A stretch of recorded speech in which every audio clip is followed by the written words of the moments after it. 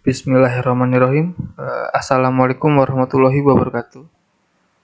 Eh, Perkenalkan, saya Rona Aulia dari Teknik Elektro Universitas Islam Negeri Sunan Gunung Jati Bandung. Kali ini kita akan mempelajari Matematika Teknik 2 yang akan dibagi ke dalam 4 bab, yakni Dirichlet-Taylor, sistem persamaan nonlinear, sistem persamaan linear, dan interpolasi. Nah, di sini ada mind map yang bisa kalian lihat. Pada mind map ini tertera materi apa saja yang akan kita pelajari. Yang pertama ada Dirichlet-Taylor. Dirichlet-Taylor merupakan representasi fungsi matematika sebagai jumlah tak hingga dari suku-suku yang nilainya dihitung dari turunan fungsi tersebut di suatu titik, sehingga bisa kita anggap sebagai limit polinomial Taylor. Mengapa dinamakan Dirichlet-Taylor? Karena diambil dari nama penemunya, yakni Brooke Taylor. Namun, apabila deret tersebut terpusat di titik nol, maka dinamakan sebagai deret Maclaurin. Nah, di bawah ini ada bentuk umum dari Dirichlet-Taylor. FA ditambah F aksen A atau turunan dari FA pertama, kemudian turunan kedua, dan seterusnya. Bisa kita singkat atau kita ringkas menjadi sigma dari n sama dengan 0 sampai tak hingga. Untuk Fn, maksudnya F pangkat n kali A dibagi n faktorial, dan seterusnya. Teorema dalam satu variabel. Teorema Taylor memberikan barisan pendekatan sebuah fungsi yang diferensiabel dalam sebuah titik yang menggunakan suku banyak atau polinom. Koefisien polinomial tersebut hanya tergantung pada turunan fungsi pada titik yang bersangkutan. Teorema ini juga memberikan estimasi besarnya galat dari pendekatan itu. Galat di sini artinya yaitu error. Teorema Taylor menyatakan sembarang fungsi mulus dapat dihampirkan atau dihampiri dengan polinom. Contoh sederhananya, misal ya, ini ada E pangkat X di dekat X sama dengan 0. Nah, seperti ini hampirannya. E pangkat X sama dengan, jadi ini tuh bukan sama dengan ya. Bentuknya kayak sama dengan, tapi dia ini bergelombang. Artinya itu hampiran atau mendekati. Kenapa? Karena di sini kita tidak bisa mencari nilai pasti. Kita hanya mencari nilai atau titik terdekat.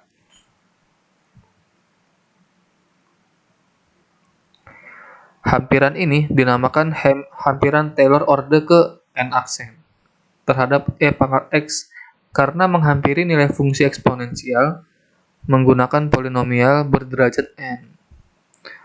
Hampiran ini hanya berlaku untuk X mendekati 0. Dan bila X-nya menjauhi 0, hampiran ini menjadi semakin buruk. Lebih umumnya, teorema Taylor berlaku untuk setiap fungsi yang dapat diturunkan f dengan hampiran untuk x di dekat titik A dalam bentuk seperti ini. Nah, jadi di FA-nya ini dia yang pertama FA, kemudian dijumlahkan dengan turunan pertamanya, kemudian dijumlah dengan turunan kedua, dan seterusnya. Suku sisa adalah perbedaan antara fungsi dan polinomial. Oke, bisa kalian lihat ini persamaan-persamaannya. Meskipun rumus eksplisit untuk suku sisa ini jarang kita gunakan, namun teorema Taylor juga memberikan estimasi nilai sisanya. Dengan kata lain, untuk X yang cukup dekat dengan A, suku sisa harusnya cukup kecil. Teorema ini memberikan kita informasi yang persis seberapa kecil suku sisa yang kita cari. Oke, sekarang kita lanjut ke persamaan nonlinier. Persamaan nonlinier berbeda dengan persamaan linier, sehingga pada nonlinier dia memiliki pangkat lain satu. Contohnya kayak gini, y kuadrat atau y pangkat 2. Kemudian memiliki produk, di sini maaf ini typo, memiliki produk 2 ya, harusnya 2 variabel. Contohnya ya ada x dan y. Untuk menyelesaikan persamaan nonlinier, kita membutuhkan akar-akar persamaan nonlinier. Untuk mencari akar-akarnya, kita biasanya menggunakan rumus ini nih. Ya, rumus min b plus minus akar b kuadrat min 4ac per 2a. Kita biasa menggunakan rumus ini untuk menyelesaikan persamaan nonlinier. Namun, jika persamaan yang kita hadapi itu rumit, lebih atau sangat rumit, kita tidak mungkin lagi untuk menggunakan rumus yang tadi untuk mencari akar-akar persamaan. Sehingga kita memerlukan metode-metode lain untuk mencari akar-akar persamaan nonlinier. Nah, di bawah ini ada 6 metode. Sebenarnya ini ada 2 metode yang masing-masing memiliki metode tersendiri. Misalkan yang di dalam kotak kuning. Ini metode tertutup. Ada metode tabel, biseksi, dan regula falsi. Kemudian ada metode terbuka, yaitu ada metode iterasi sederhana. Kemudian ada Newton-Raphson, dan kemudian ada second. Nah, kita yang pertama dulu nih. Metode tabel. Dalam metode tabel, kita membagi persamaan menjadi beberapa area, di mana X sama dengan, atau range ya, range A, B, dibagi sebanyak N bagian. Kemudian tiap bagian N tersebut dihitung nilai fx-nya, sehingga kita dapat mengetahui nilai fx pada tiap n-nya. Bila fxk adalah 0 atau mendekati 0, di mana k di atas sama dengan a dan di bawah sama dengan b, maka xk adalah hasil penyelesaian dari fx. Nah, ini contohnya digambar nih seperti ini.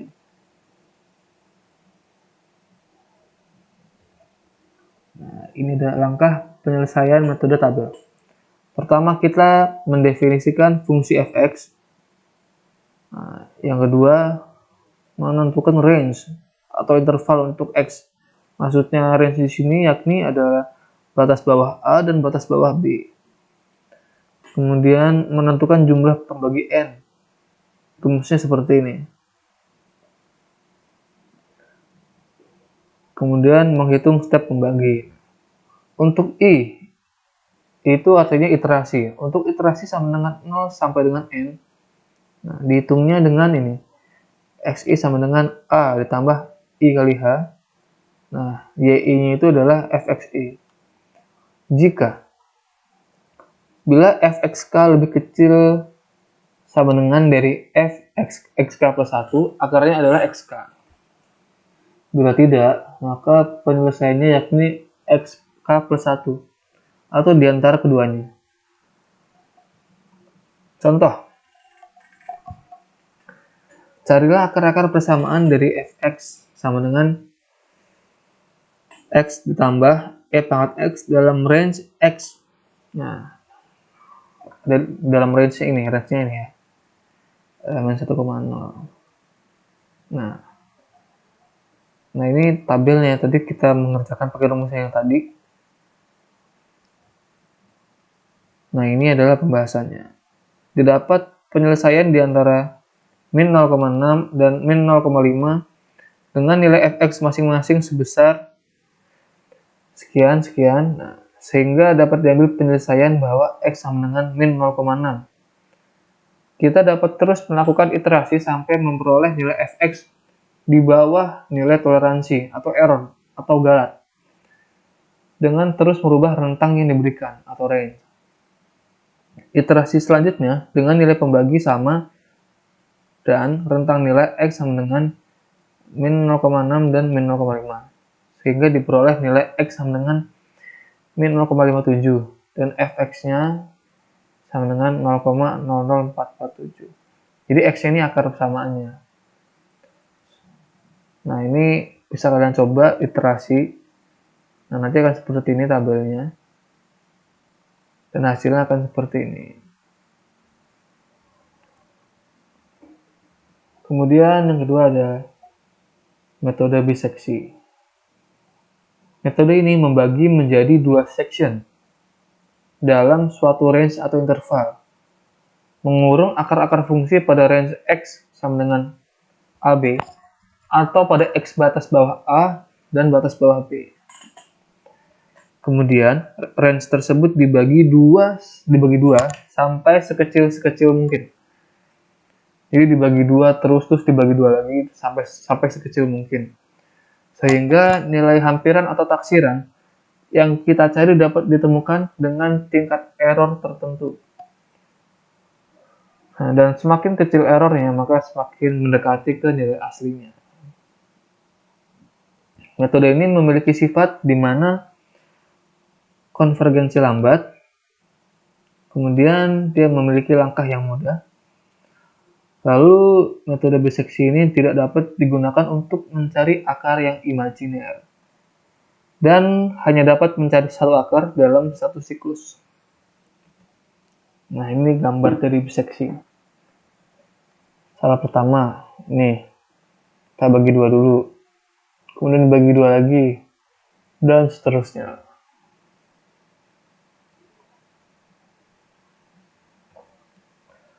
Langkah penyelesaian metode biseksi. Yang pertama itu, kita harus mendefinisikan fungsi x. Kemudian menentukan range, di mana batas bawah A dan batas atas B. Kemudian menghitung FA dan FB. Rumusnya seperti ini. Kemudian menghitung Fx. Bila Fx dikali Fa di bawah 0, maka B-nya sama dengan X. Dan Fb sama dengan Fx. Bila tidak, maka A sama dengan X dan Fa sama dengan Fx. Bila B dikurang A aksen, bila B dikurang A mutlak di bawah E atau iterasi maksimal, maka proses atau langkah dihentikan dan kita dapat memperoleh akar X-nya. Bila tidak, kita bisa hitung ulang.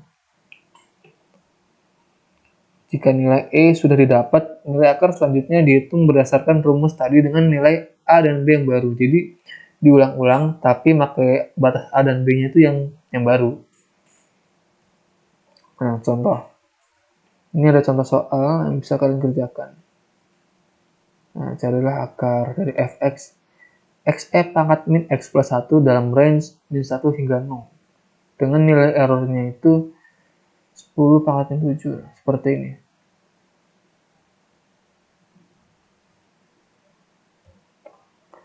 Kemudian ada metode regulavalsi. Mirip dengan biseksi yang melakukan iterasi dengan terus-menerus, bedanya kalau di regulavalsi ini kita mencari akarnya itu berdasarkan slope atau kemiringan dan selisih tinggi dari kedua range atau rentang. Nah, titik pendekatannya itu kita bisa cari dengan rumus ini. X sama dengan FB dikali A dikurang FA dikali B dibagi dengan FB min FA. Nah, ini ada ilustrasinya seperti ini.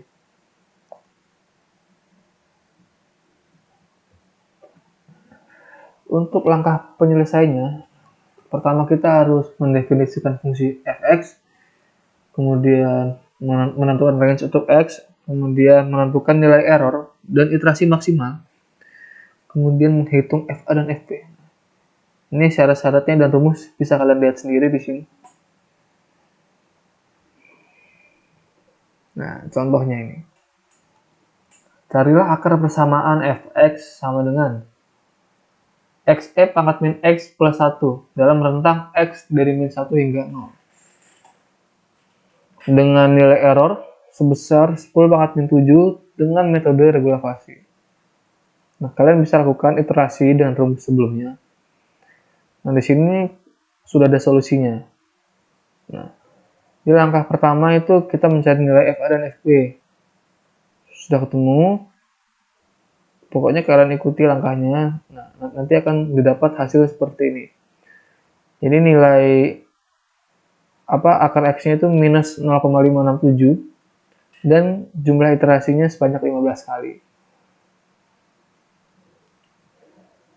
Kemudian yang tadi 3 kan ini metode tertutup. Sekarang kita beralih ke metode terbuka. Yang pertama itu ada metode iterasi sederhana. Pada metode ini, persamaan nonlinear diselesaikan dengan cara menyelesaikan tiap variabel X yang terdapat dalam suatu persamaan dengan bagian yang lain. Nah, di sini bisa kalian ilustrasinya. Nah, ada X, ada X, ada X. Nah, langkahnya seperti ini. Kalian bisa lihat sendiri.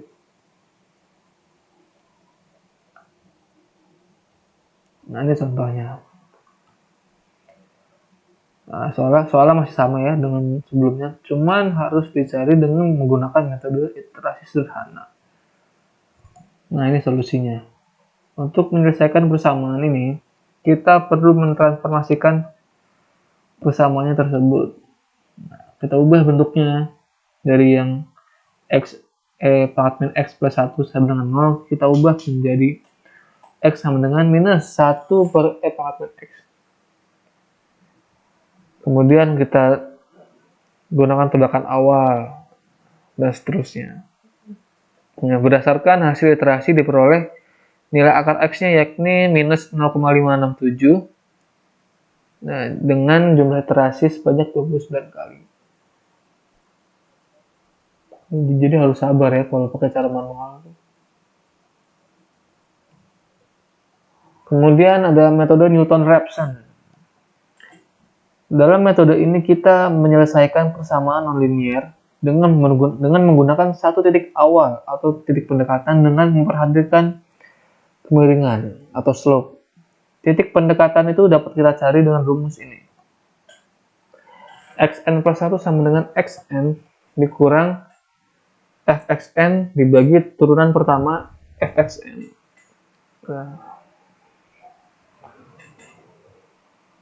Langkah penyelesaian bisa kalian sendiri di sini. Bisa kalian lihat seperti ini dan syarat-syaratnya dan rumusnya ini. Kemudian contohnya. Nah, bisa kalian kerjakan, kalian ikuti solusinya. Dan di akhir hasilnya itu akan diperoleh nilai akar X sebesar 0,567 dengan jumlah iterasi sebanyak 5 kali.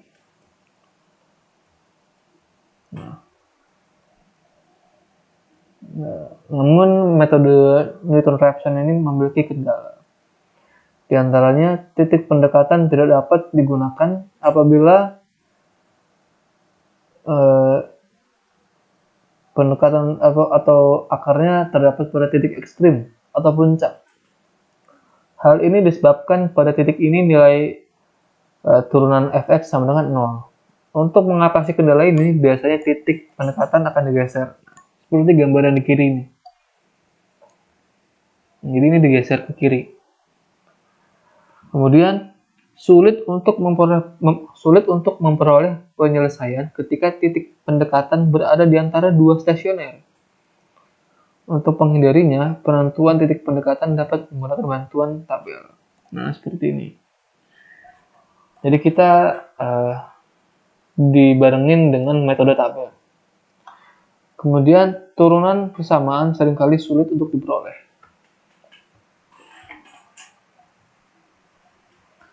Kemudian yang terakhir ada metode secant.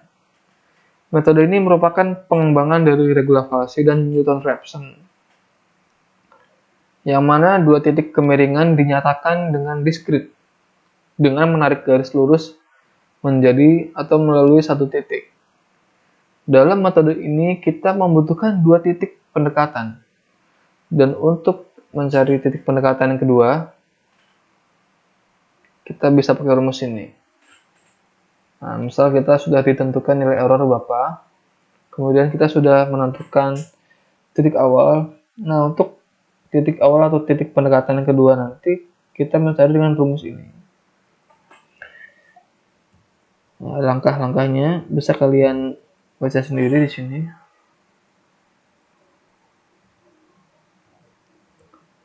Nah, ini contoh. Nah, ini selesaikan persamaan nonlinear x dikurang e pangkat min x sama dengan 0 menggunakan metode secant. Nah, untuk menyelesaikan persamaan tersebut digunakan nilai awal x0 sama dengan 0 dan x1. Nah, setelah dihitung ternyata titik-titik pendekatan keduanya itu 10 pangkat min 6. Nah, kita ikuti caranya. Nanti di akhir kita akan menemukan atau memperoleh nilai akar X sama dengan 0,567 dengan jumlah iterasi sebanyak 6 kali.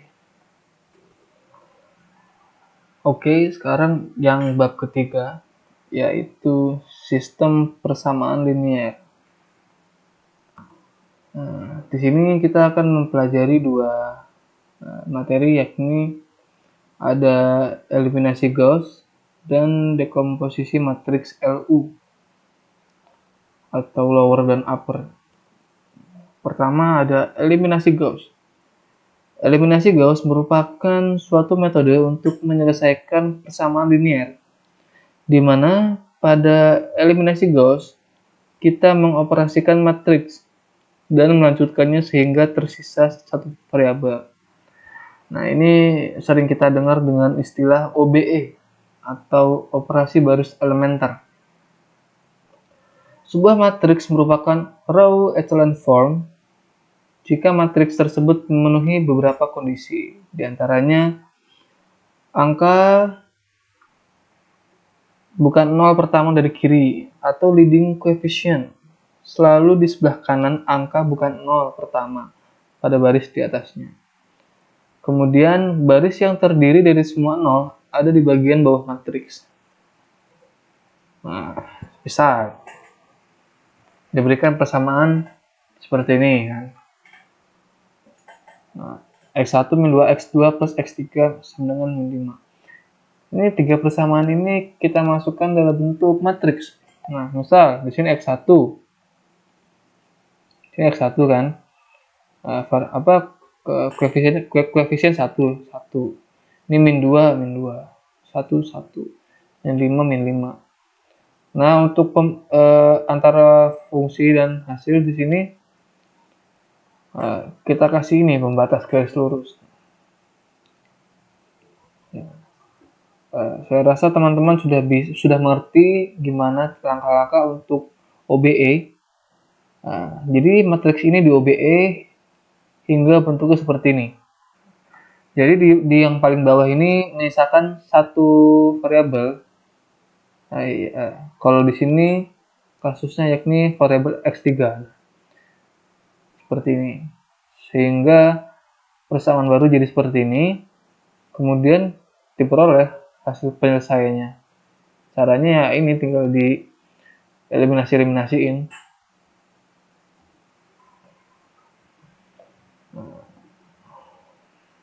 Kemudian seperti ini sama. Kalau yang ini eliminasi Gauss-Jordan. Nah, jadi di akhir itu dia hanya menyisakan satu variabel dengan koefisien 1 di tiap-tiap variabelnya.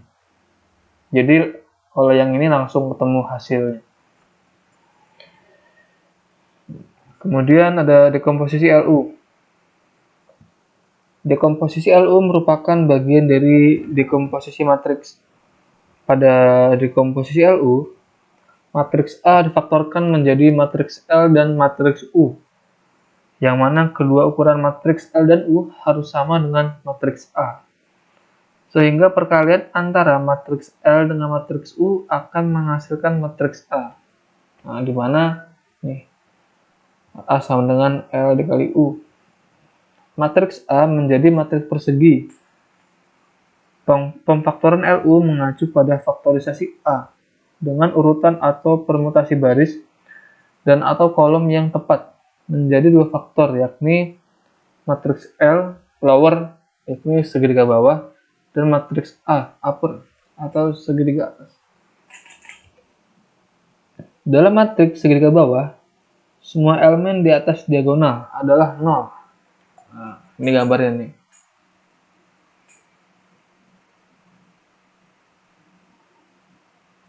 Nah, sedangkan dalam segitiga atas, semua elemen di bawah diagonal adalah 0. Nah, seperti ini. Nah, ini ada langkah-langkah penyelesaiannya ya, ini. Seperti ini. Pertama, faktorisasi, kemudian forward substitution, kemudian backward substitution.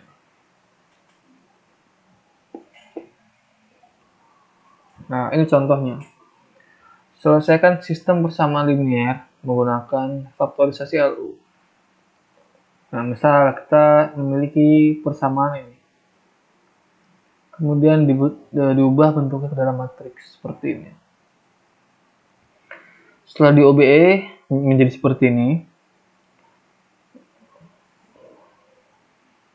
Kemudian simpan pengali tiap tahapan pada masing-masing elemen matriks L. Kemudian hasilnya akan menghasilkan matriks triangular U. Nah, ini seperti ini. Proses operasi baris elementer tidak terdapat operasi pertukaran baris sehingga matriks P sama dengan seperti ini. Kemudian lakukan forward substitution sehingga kita memperoleh nilai T-nya sekian. Dan terakhir kita lakukan backward substitution. Dan kita sudah bisa memperoleh nilai X-nya. Kemudian ada dekomposisi LU Cholesky. Dekomposisi Cholesky memberikan matriks alternatif sehingga matriks A sama dengan matriks L dikali dengan L transpose. Kelebihan metode ini yaitu lebih cepat dalam menemukan penyelesaian. Namun juga memiliki kelemahan, yakni hanya terbatas pada matriks-matriks tertentu saja. Untuk setiap elemen matriks A memiliki hubungan yang dapat dituliskan dengan rumus. Nah, ini Aij sama dengan sigma dengan K sama dengan 1 hingga M. Lik dikali dengan Lkj. Pada gambar sebelumnya, nah pada gambar ini kan, bisa kalian lihat sejumlah nilai elemen Lik dan Lkj adalah 0. Nilai tiap elemen diagonal utama yang tidak bernilai 0 dapat dihitung dengan rumus seperti ini. Nah, elemen diagonal dihitung menggunakan rumus seperti ini. Oke, sekarang kita ke bab interpolasi. Interpolasi merupakan metode menghasilkan titik-titik data baru dalam suatu jangkauan dari suatu set diskrit data-data yang telah diketahui. Interpolasi ini sering kita gunakan seperti untuk menaksir harga tengah dari dua titik-titik data yang sudah diketahui sebelumnya dan memiliki orde dan derajat.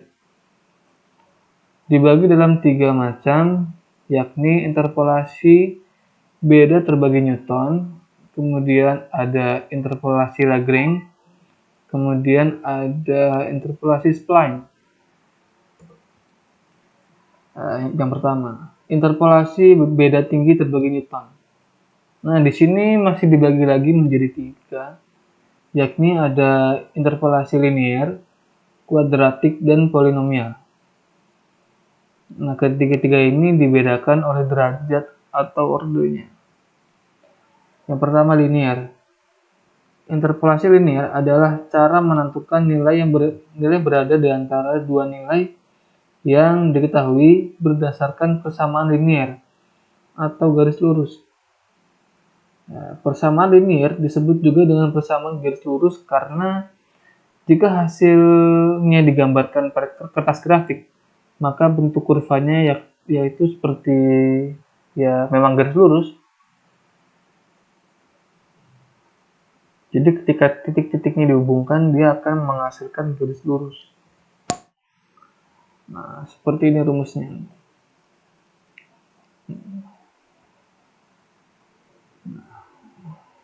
Kan persis tadi, ini kan misalkan beberapa titiknya ketika disambungkan, dia akan membentuk suatu garis lurus. Garis lurus. Ini rumusnya. Bisa kalian lihat di sini. Perbandingan jarak antara X min X1 dengan jarak X2 min X2 min X1 sama dengan perbandingan jarak antara Y min Y1 dengan jarak Y2 min Y1. Dengan cara ini, setiap titik yang berada di antara dua titik yang diketahui memiliki hubungan linear akan dapat ditentukan dengan perhitungan menggunakan rumus interpolasi linear. Contoh seperti ini. Selalu diketahui kan, seperti ini diketahui. Ada grafiknya di sini, atau kurva. Berapa nilai Y? Nah, hitung ini rumusnya. Seperti ini. Kemudian hasil akhirnya ini 67,5.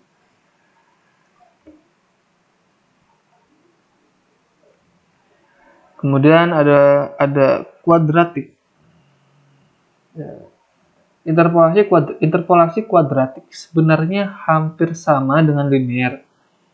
Namun pada kuadratik dia berpangkat 2 dan menggunakan 3 titik pada pembentukan garisnya. Banyak penggunaan pada linear itu tidak maksimal. Jadi kalau pakai linear di fungsi berpangkat 2, nah, dia tidak maksimum sehingga digunakan atau ditemukan metode yang kuadratik ini. Nah, seperti ini ilustrasinya. Jadi dia menggunakan 3 titik, P1, P2, dan P3. P1, P2, dan P3. Sedangkan nilai Q sendiri, alias ini ya, nilai Q ini Q, adalah nilai tengah dari titik yang ada. Adapun untuk mencari titik Q, nah kita bisa lihat rumusnya seperti ini.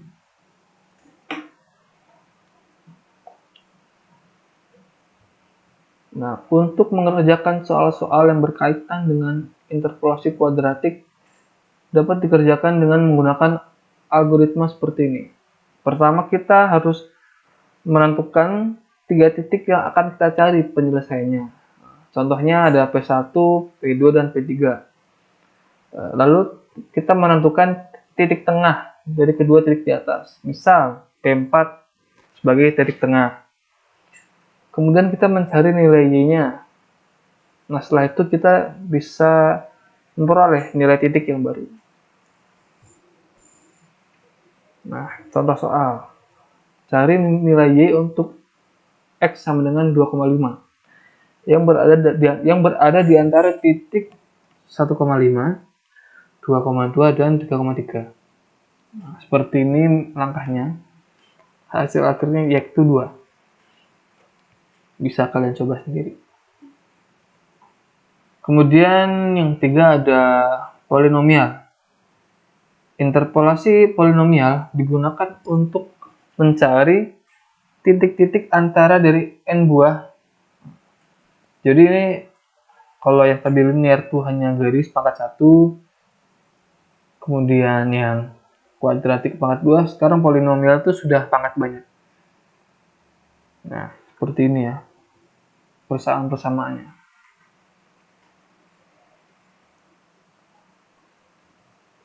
Nah, karena dia pangkat banyak, dia akan seperti ini terus sampai n yang kita akan cari. Nah, adapun algoritma untuk mengerjakan soal-soal dari interpolasi polinom adalah sebagai berikut.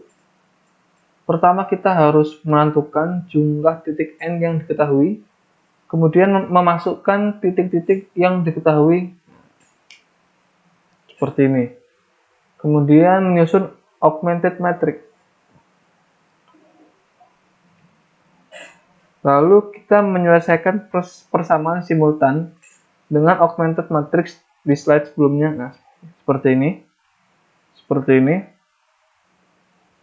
Dengan metode eliminasi Gauss atau Gauss-Jordan. Lalu menyusun koefisien fungsi polinomial. Caranya pakai rumus ini nih. Kemudian kita masukkan nilai X dari titik yang diketahui.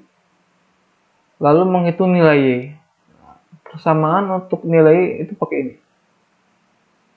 Dan di akhir kita bisa mendapatkan nilai X. Contoh. Cari nilai Y untuk titik X sama dengan 3 yang berada di titik-titik ini. 1, 2, 3, 4, 5. Nah, jadi kita terapkan metode yang langkah-langkah penyelesaiannya kita terapkan di sini sehingga dihasilkan seperti ini. Ini persamaan terakhir, persamaan baru. Nah, untuk X-nya seperti ini. Jadi setelah jadi persamaan baru, kita tinggal masukin aja nilai 3 ke tiap-tiap X-nya. Sehingga kita memperoleh nilai Y sama dengan 20,212. Kemudian ada interpolasi Lagrange. Nah, interpolasi Lagrange adalah salah satu formula untuk interpolasi berselang. Misalkan fungsi y x kontinu dan diferensiabel sampai turunan n+1 dalam range buka A dan B. Diberikan n+1 titik x0, y0, x1, y1, dan seterusnya sampai n dengan nilai x tidak perlu berjarak sama dengan yang lainnya. Dan akan dicari suatu polinom berderajat n. Untuk pemakaian praktis, formula Lagrange dapat dinyatakan sebagai berikut, seperti ini.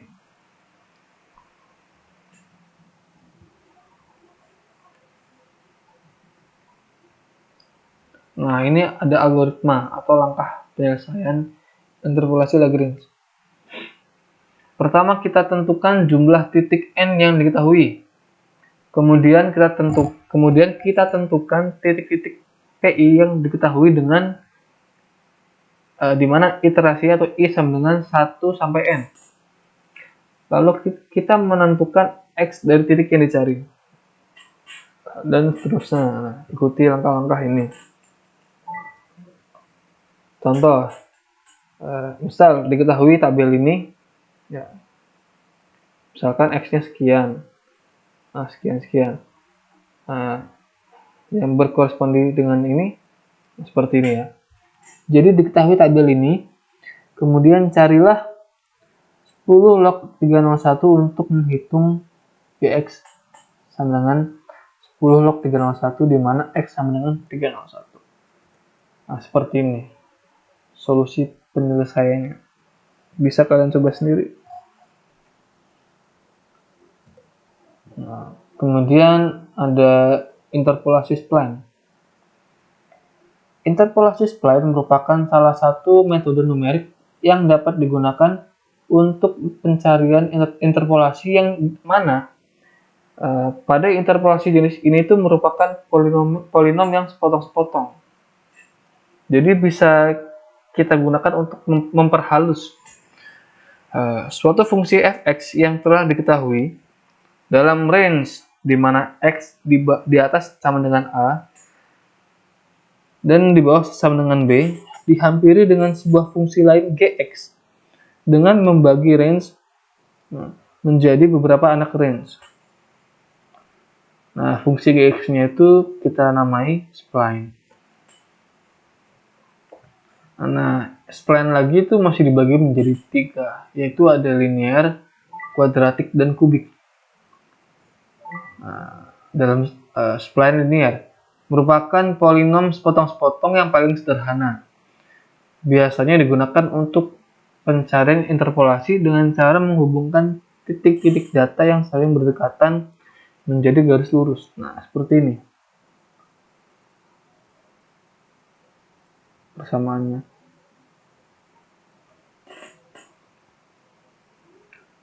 Contoh, diberikan sebuah tabel yang berisi 5 himpunan data logaritma natural. Cari nilai interpolasi di mana X sama dengan ini ya, ini menggunakan interpolasi linear. Nah, kalian lakukan pakai cara yang ini. Nanti kalian cari sampai F yang maksimalnya berapa. Nanti akan didapat hasil seperti ini.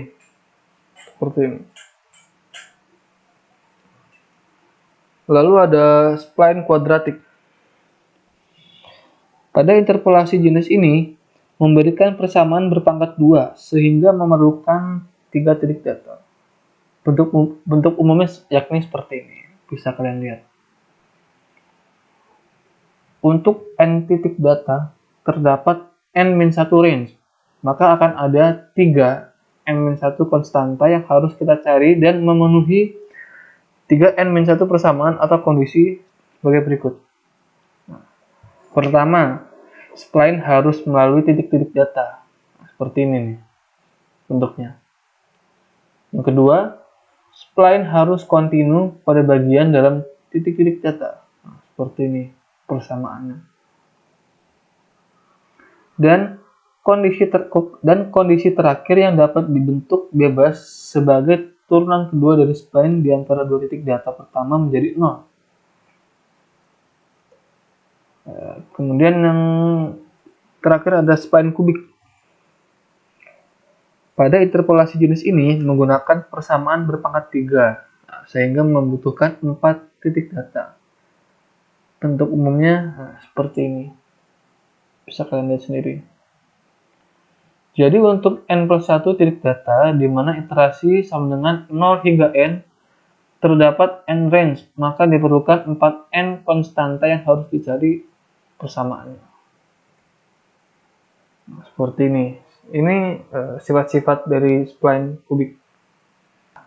Baik, tadi kita sudah pelajari beberapa bab mengenai Dirac-Taylor, kemudian ada sistem persamaan non-linear, kemudian ada sistem persamaan linear, dan terakhir ada interpolasi. Semoga teman-teman semua bisa mengerti apa yang telah disampaikan, dan mohon maaf bila ada kesalahan atau kekurangan dalam penyampaian materi. Terima kasih. Wassalamualaikum warahmatullahi wabarakatuh.